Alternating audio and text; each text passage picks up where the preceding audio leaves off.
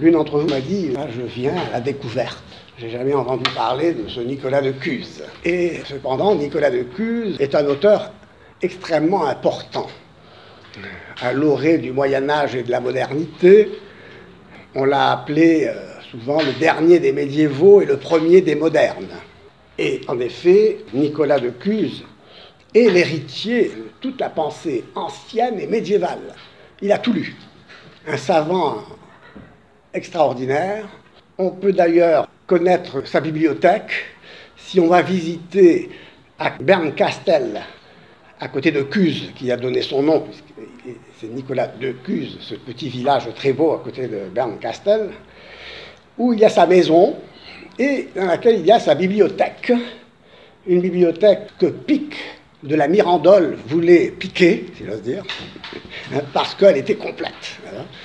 Et en effet, sa bibliothèque me révèle que Nicolas de Cuse a été le lecteur de tous les auteurs anciens et médiévaux, et il fait un peu écho à Boès, Severinus Boès, grand philosophe, qui était lui le dernier des Romains et le premier des médiévaux. Boès, son œuvre, son entreprise était de transmettre toute la pensée antique en traduisant en latin l'œuvre de Platon et d'Aristote en particulier. Le Moyen-Âge doit beaucoup à Boès. Nicolas de Cuse est non seulement un lecteur de Boès, c'est un grand lecteur de Pythagore, d'Anaxagore, présocratique. Présocratiques qui seront toujours, pour le philosophe, une véritable introduction à la philosophie. Il faut les connaître. Eh bien, Nicolas de Cuse connaissait parfaitement les auteurs présocratiques et évidemment, il connaissait Platon, il connaissait Aristote et au-delà de l'Antiquité grecque, et il a été aussi le lecteur de Denis l'Aréopagite, de Proclus, des grands néoplatoniciens qui, vous le savez, ont été renvoyés, si j'ose dire, avec la fermeture de l'école d'Athènes en 529. La fermeture de l'école d'Athènes a entraîné le départ des derniers néoplatoniciens. Le dernier grand néoplatonicien étant Damascus. Ils se sont donc tous retrouvés à Éran, en Mésopotamie. Éran, qui est la ville d'où est parti Abraham. Les néoplatoniciens se sont retrouvés donc à Éran et ils ont rayonné en Syrie. Il y a eu un grand travail après de traduction et ce néoplatonisme qui s'est développé dans ce contexte va nourrir les philosophes musulmans du Moyen-Âge, dont les deux plus grands que je citerai, c'est Al-Farabi et Avicenne, ou Ibn Sina, au Xe, XIe siècle. Avicenne, Al-Farabi étaient de grands lecteurs d'Aristote.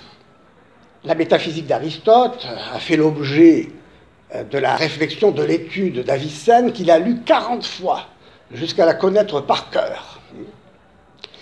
Et la petite anecdote que j'ai déjà racontée, et que tout le monde connaît, c'est qu'un jour, Avicenne, désespéré de comprendre la métaphysique d'Aristote, se trouve dans un souk, et en se promenant, il voit un petit libraire qui lui tend un ouvrage et lui dit « Achète-moi le petit livre là, achète-moi. »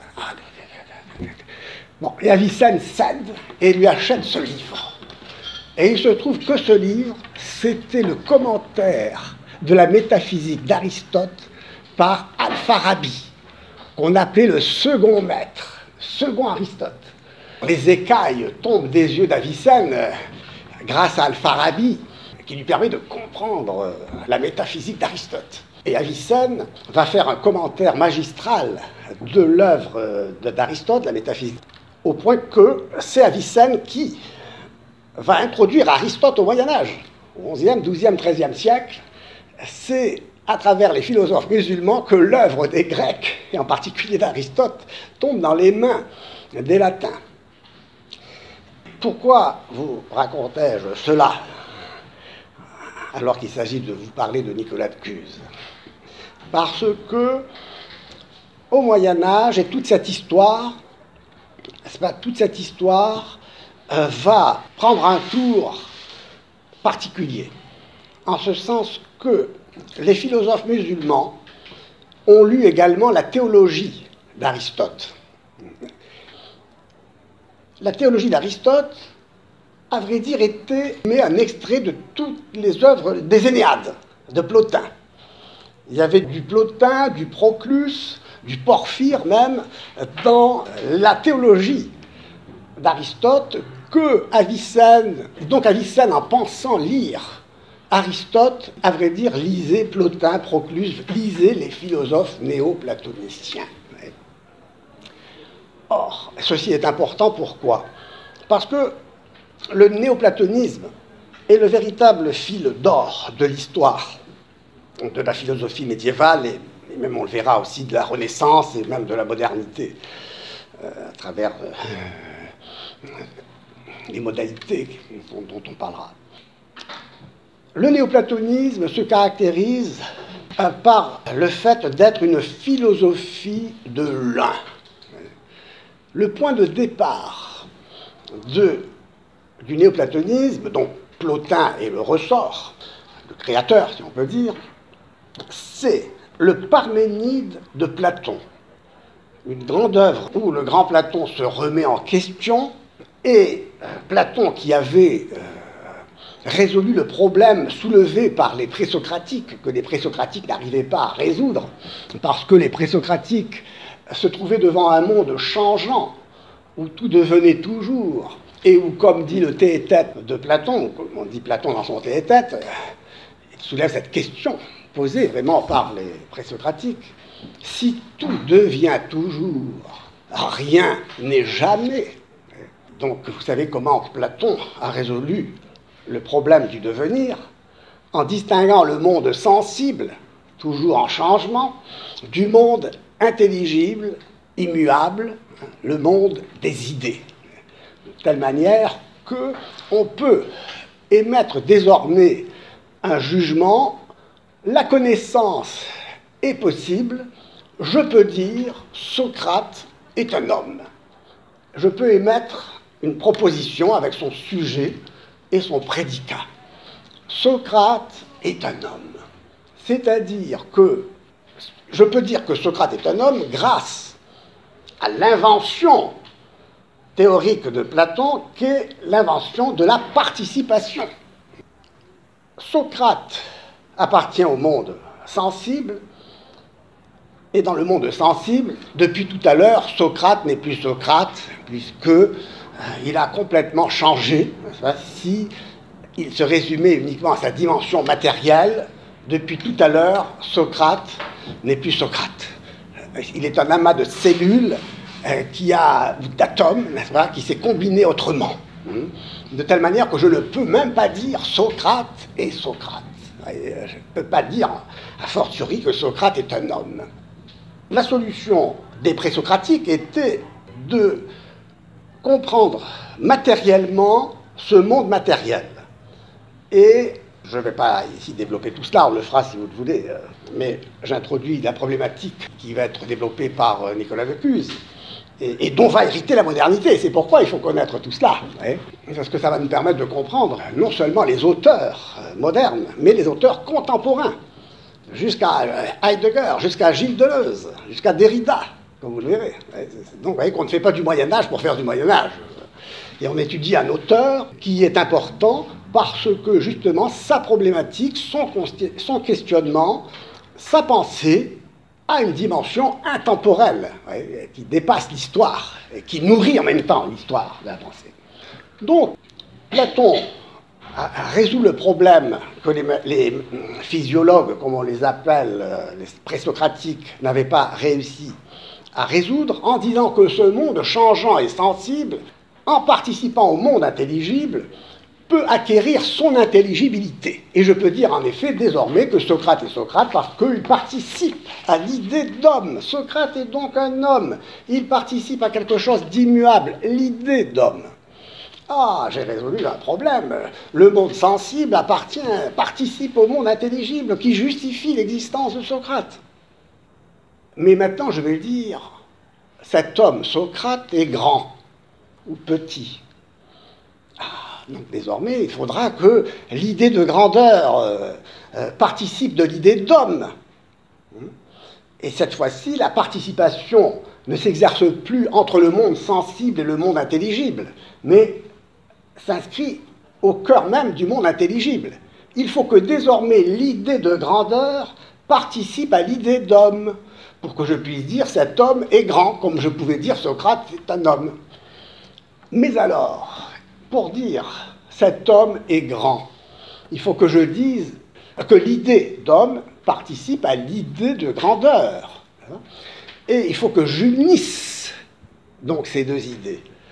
Et ces deux idées, pour s'unir, doivent à leur tour participer à une autre idée, qui est l'idée d'unité. Et en effet, l'idée d'unité, l'un est au sommet du système du savoir qui va me permettre d'expliquer le savoir total. Car l'unité est ce qui permet d'unir tous les sujets à tous les attributs possibles et d'émettre toutes les propositions possibles, puisque je peux unir. Mais une autre question va se poser à Platon, c'est que cette idée d'unité, comme toutes les idées, doit être. Elle doit être ce qu'elle est. Il faut qu'elle soit, cette idée. Puisque le monde réellement réel, le ontos on en grec, le monde réellement réel, c'est le monde des idées, donc l'idée est réelle. Et si je dis donc de l'idée d'unité qu'elle est réelle, il faut que j'affirme son être, il faut qu'elle soit. Et je vais dire donc, l'un est. L'un est. Ah, et c'est alors que commence la véritable histoire de la philosophie. C'est que si l'un est, bien l'un n'est plus un. Il est l'un et l'être qu'il est. Il est deux. Il est deux. Ah, c'est tout le système de Platon qui s'effondre sur lui-même. Et c'est toute l'histoire de la philosophie qui commence. Parce que, en effet, désormais, la philosophie va se développer selon un lignage qui est le lignage d'une philosophie de l'un, ou le lignage qui est le lignage d'une philosophie de l'être. Et la grande thèse que je soutiens, et qui va nous permettre un peu de développer notre étude, c'est que, en effet, l'un n'est pas. L'un n'est pas. C'est l'être qui est un. C'est l'être qui est un. Pourquoi ? Parce que, qu'est-ce que l'unité ? L'unité, c'est l'indivisibilité. Ce qui est un, c'est ce qui est indivisible. Mais l'un, sans l'être, n'est qu'une idée logique, qui n'a pas de réalité ontologique. Nous sommes au niveau de la logique, qu'il faut distinguer du niveau ontologique, c'est-à-dire de l'être. L'un n'est pas, on va le voir, c'est l'être qui est un. Pourquoi l'être est-il un ? Parce que l'unité, avons-nous dit, est indivisibilité. Or, l'être ne peut pas se diviser. En quoi se diviserait l'être ? En être et non-être. L'être ne peut pas à la fois être et ne pas être. Et vous voyez ici le fondement du principe d'identité, du principe de contradiction, du principe du terre exclu. Les grands principes métaphysiques reposent sur une philosophie de l'être, alors que, comme nous le verrons, dans une philosophie de l'un, les contradictoires ne posent pas de problème. Et de fait, Nicolas de Cuse développera, dans son œuvre, que nous allons passer en revue pour le présenter, cette idée de la coincidentia oppositorum, de la coïncidence des opposés. C'est-à-dire que les contraires, les contradictoires, les opposés, coïncident. Ce n'est pas un problème pour raisonner. Socrate peut ne pas être Socrate. Vous allez retrouver cette idée dans la philosophie analytique, chez Frege, vous allez trouver cette idée chez Husserl, à savoir qu'en effet, une ligne peut être convexe ou concave. Donc elle peut être les deux choses à la fois, c'est-à-dire les deux contraires ne coïncident. Ouais. Vous avez la ligne, elle est convexe, la ligne courbe, une ligne courbe, elle est soit convexe, soit concave. Et donc là, il n'y a pas de contradiction, en effet. Pourquoi n'y a-t-il pas de contradiction? Parce que la ligne est une abstraction. La courbe est tracée. La courbe parfaite n'existe pas dans la nature. La courbe, c'est une production géométrique que je dois tracer avec l'exactitude mathématique. Et cette exactitude mathématique n'existe pas dans le réel empirique. Un caillou parfaitement rond, ça n'existe pas. Même la Lune, elle n'est pas parfaitement ronde. Même la planète n'est pas parfaite. Tous les cailloux qui se baladent dans l'univers, il n'y a rien de parfaitement rond. Donc il n'y a aucune ligne droite parfaite, aucune courbe parfaite. Et cela, vous le savez, c'est la réalité virtuelle des objets mathématiques. Husserl va développer aussi cette idée en donnant l'exemple de Napoléon comme le vainqueur d'Austerlitz et Napoléon comme le vaincu de Waterloo. C'est le même et les deux contraires. Ça ne pose pas de difficulté. Bien que ici, l'exemple de Napoléon pourrait soulever une difficulté, mais enfin, je ne vais pas développer cela, mais ce que je veux retenir, c'est cette idée que la coïncidence des opposés est concevable dans un monde abstrait, qui n'est pas celui de l'être réel. Donc, les mathématiques, et c'est pourquoi Nicolas de Cuse s'inscrit dans l'histoire du platonisme et du néoplatonisme. Donc la ligne de la République de Platon, l'allégorie de la caverne, c'est la même chose, montre que les mathématiques, c'est-à-dire les objets mathématiques, le triangle, le cercle, la sphère, la ligne, ce sont des réalités virtuelles qui n'existent pas dans la réalité. Dans le monde sensible, il n'y a pas de sphère parfaite, il n'y a pas de cercle parfait, etc., etc.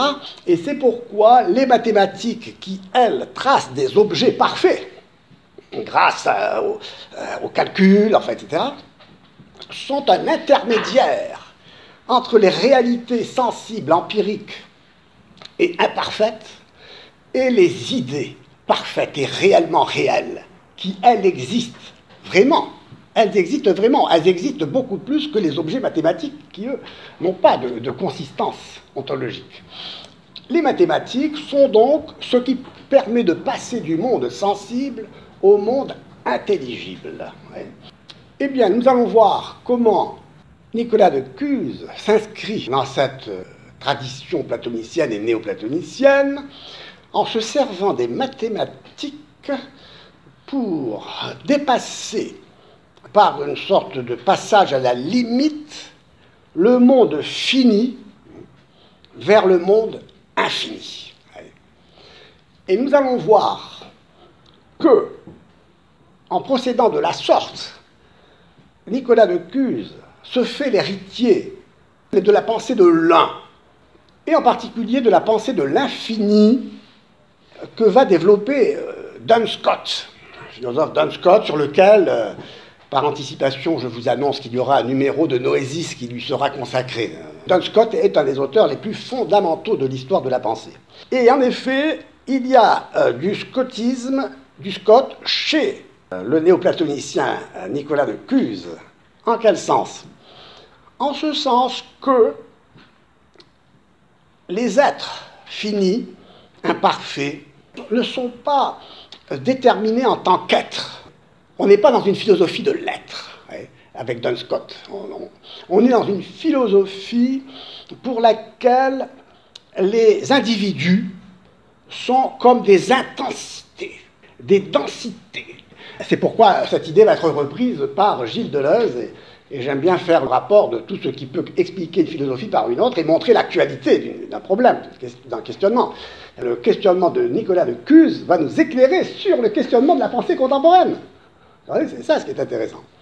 Je vous dis ça par anticipation pour que nous nous familiarisions avec une philosophie extrêmement difficile. La philosophie de Cuse est extrêmement difficile, c'est une pensée très profonde, très rigoureuse. Donc ce passage du monde fini au monde infini, c'est ce qui va être exploité par Nicolas de Cuse sous cette forme. À savoir que les mathématiques, les objets mathématiques, la ligne, le triangle, le cercle, la sphère, tout cela existe dans le monde fini. Un triangle, c'est fini, un cercle, c'est fini, une sphère, c'est fini, tout ça, c'est fini, une ligne même, un commencement, une fin, bref. Alors qu'il va dire, eh bien non, je vais porter cette ligne, ce triangle, ce cercle, cette sphère à l'infini. Je vais développer à l'infini et considérer à l'infini ce qu'est une ligne, un triangle, un cercle, une sphère. Bon, ne vous laissez pas effrayer par la difficulté ici pour le moment. Vous verrez qu'on va la comprendre. Je commence par elle pour vous dire que c'est ce que nous devons comprendre et que, quand nous l'aurons compris, nous aurons fait un très grand pas en avant dans l'histoire de la philosophie. Tout ce qui est distinct dans le monde fini est indistinct dans le monde infini. Le monde infini, c'est quoi? C'est le monde de la pure indétermination, c'est-à-dire le monde de l'un. De l'un, on ne peut rien dire. Si on disait quoi que ce soit de l'un, on en finirait avec la pureté de son unité. Nicolas de Cuse va transformer l'histoire du néoplatonisme en se servant des mathématiques à l'aide de Scott, qui ne le cite jamais, où le monde fini, c'est un monde de l'inégalité, c'est un monde du mesurable, où tout est différent de tout et que l'on peut mesurer pour distinguer. Ce qui fait la distinction donc entre les êtres, ce n'est pas qu'un être ne soit pas un autre. Pourquoi? Cette affirmation, cette doctrine, c'est la doctrine de ce que l'on appelle l'univocité de l'être. La conception univoque de l'être, c'est que le mot « être » a le même sens pour tout ce que je dis « être ». Une fleur est comme Dieu est, comme une mouche est, comme... Il n'y a pas de différence, de distinction. Cette univocité de l'être s'oppose à la conception analogique de l'être. La conception analogique de l'être permet de dire qu'un être n'est pas un autre, que tous les êtres sont dissemblables et qu'ont entre eux une ressemblance, c'est le fait d'être. Bon. Pourquoi vous dis-je cela? Parce que, à partir du moment où ce qui permet de distinguer les individus entre eux, ce n'est pas l'être, puisque l'être c'est la même chose pour tout le monde, Duns Scott va dire que ce qui distingue les êtres entre eux, les choses, les individus, c'est leur caractère fini par rapport au caractère infini, par rapport à l'infini. Et vous allez voir que ça va avoir des conséquences extraordinaires. Donc tout ce qui est fini, tout ce qui est distinct dans le monde fini est indistinct dans le monde infini. Ce qui correspond à cette doctrine néoplatonicienne pour laquelle dans l'un tout est un. Il n'y a pas de distinction. C'est le désert, c'est le silence, c'est le néant, c'est le rien. Et tout le problème est de savoir comment dire le rien. Bon, on a consacré des articles là-dessus et d'autres considérations. Bon, j'ai commencé par vous dire ceci pour vous décourager au maximum, afin que, maintenant, excité par le désir de comprendre, vous puissiez persévérer. Vous savez tout ce que vous aurez à gagner en comprenant tout cela.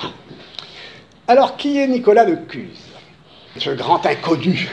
Nicolas de Cuse est né en 1401, mort en 1464, né donc à Cuse, à Bernkastel, au-dessous de Trèves, sur la Moselle.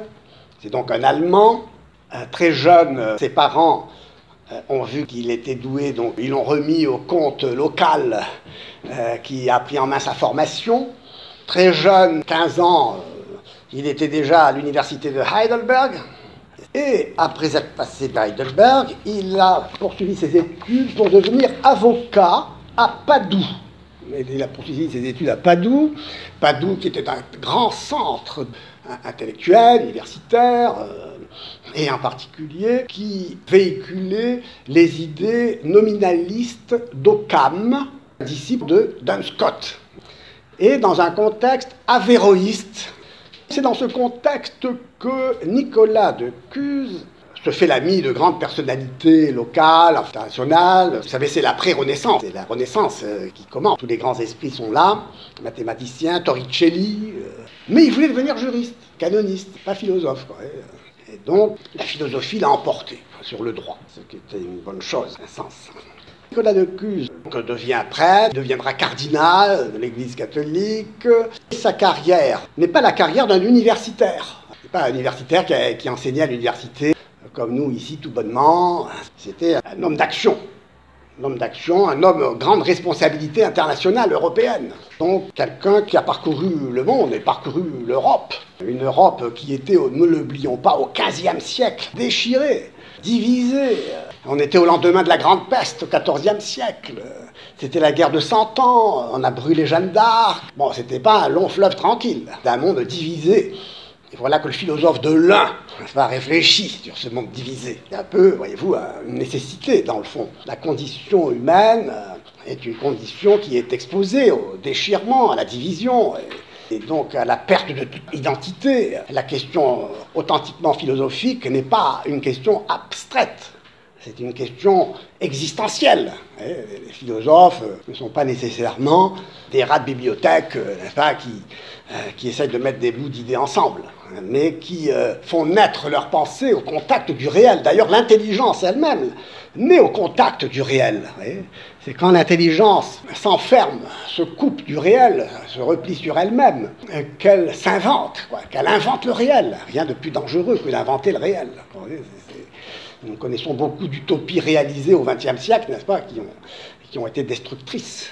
Bon, donc Nicolas de Cuse, le penseur de l'un dans ce monde divisé, se forme avec les meilleurs maîtres, prend des responsabilités au plus haut niveau. Il est légué par le pape qui va le nommer cardinal, peu importe, et il va avoir une mission qui est d'aller à Byzance, Constantinople, chercher le patriarche et quelques responsables pour les ramener à Florence et au concile qui était justement encore la proie de la division. La proie de la division, bon, le pape voulait unifier le monde chrétien en réunissant Constantinople et Rome, Byzance et Rome.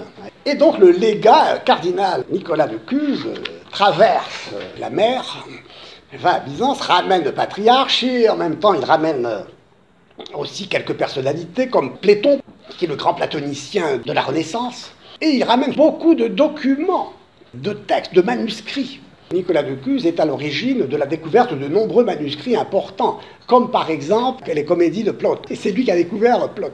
Bref, donc, il se trouve en pleine mer, et en pleine mer, il a une intuition. Et cette intuition, c'est l'intuition de la coïncidence des opposés.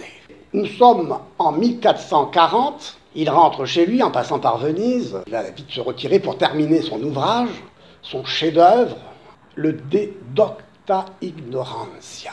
La docte ignorance, un coup de maître, un ouvrage génial, c'est un traité en 3 livres qui vient contraster avec les sommes théologiques, les écrits philosophiques, et les écrits, le style scolastique qu'il écrit, ce traité de la docte ignorance, dans laquelle il va jeter toutes les idées qu'il va développer pendant toute sa carrière de philosophe, d'écrivain, qui s'achèvera en 1464, où il va mourir à Todi, alors qu'il part sans conviction pour une croisade, parce que Byzance était tombée dans les mains des Ottomans.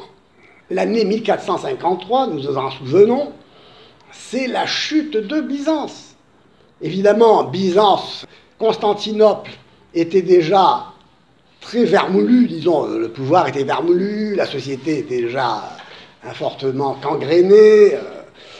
Bref, il tombe comme un fruit mûr dans les mains des Ottomans qui vont créer un empire, l'Empire ottoman, qui va être plus grand que l'Empire romain. On ignore toutes ces choses-là, on les oublie. Mais l'Empire ottoman s'était étendu jusque dans l'Algérie, n'est-ce pas, où il s'est éteint en 1830, quand l'Algérie était dans les mains des Ottomans.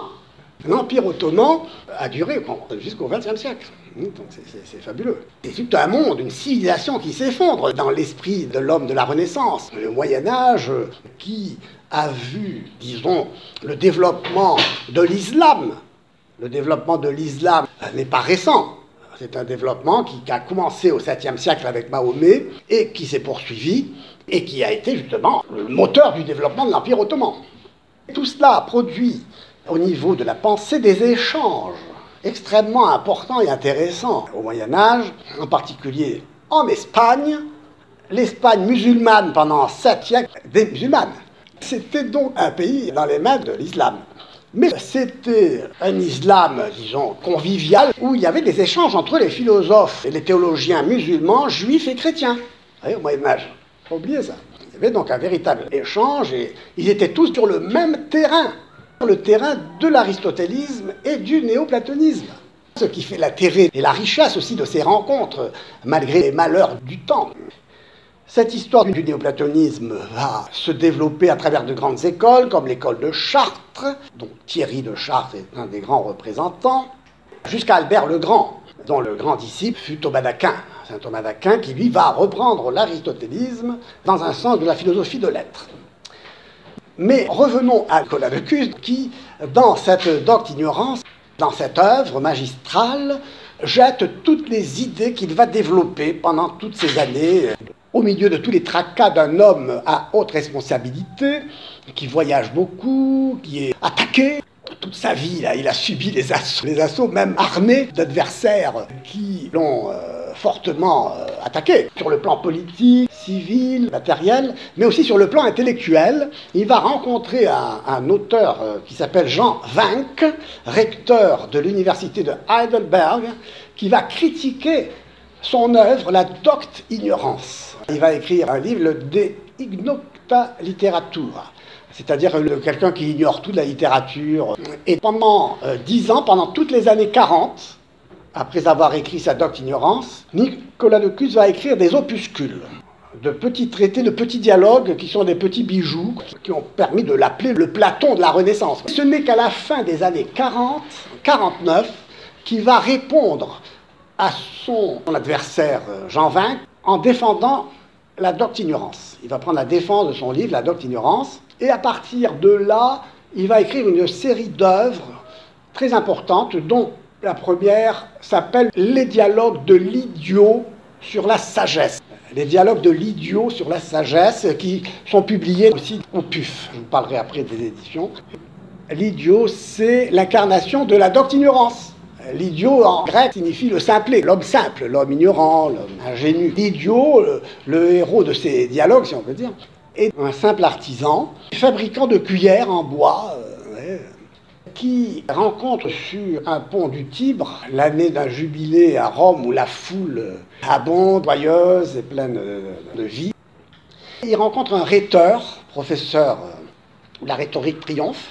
Ce rhéteur lui présente un philosophe tout triste, angoissé, préoccupé de l'immortalité de son âme, qui réfléchit comme tout bon philosophe qui se respecte. Bref, il était tristouné, quoi. Et donc, le rhéteur lui dit, putain, je vais te présenter un gars génial, tu vas voir, c'est un type formidable, il va t'éblouir. Et il lui présente cet ignorant, ce garçon qui ne sait rien, ce fabricant de cuillères, et qui va se révéler être le plus sage des sages parmi les sages. Et le rhéteur et le philosophe vont être devant lui béats, toutes les leçons de cet artisan, qui va leur révéler quoi, dans le fond? Qui va leur révéler que, étant donné que désormais on ne peut plus rien savoir, c'est l'ère de l'action qui commence. Et en effet, il va créer cet esprit de la modernité, à savoir ce pessimisme de l'intelligence et cet optimisme de la volonté, comme dira Gramsci. Le monde, désormais, comme dira Karl Marx, il ne s'agit plus de le comprendre, mais de le transformer. C'est-à-dire que désormais, c'est l'action, la technique, le pouvoir qui va remplacer la contemplation, le savoir, la sagesse. Ceci dit, toute l'œuvre de Cuse va se développer dans un contexte d'action et un contexte de combat, de difficultés.